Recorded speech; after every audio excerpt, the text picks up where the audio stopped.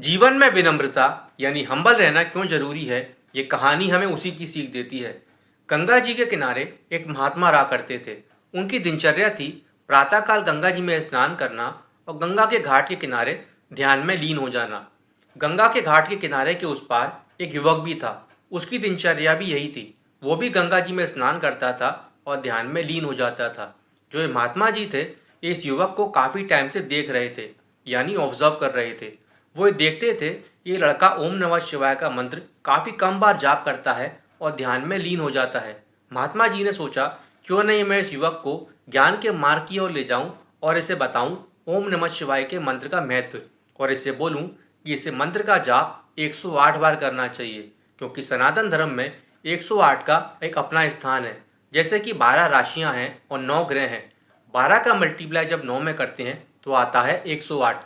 ऐसा ही सनातन धर्म में 108 उपनिषद हैं। तब इन महात्मा जी ने उस युवक को आवाज़ दी। हालांकि वहाँ शोर शराबा इतना था कि वो युवक महात्मा जी की आवाज़ को नहीं सुन पाया, लेकिन उसने महात्मा जी को इशारा किया और कहा, मैं नदी के उस पार आ रहा हूँ। और आप देखिए, वो युवक नदी पर चलता हुआ महात्मा जी के पास पहुँच गया। महात्मा जी ने जब ये देखा तब वो हक्के बक्के रह गए और उस युवक के सामने नतमस्तक हो गए। महात्मा जी ने इस युवक से कहा, मैं सोच रहा था कि मैं आपका गुरु बन जाऊं, लेकिन आप तो मेरे से भी बड़े महात्मा निकले और ज्ञानी निकले।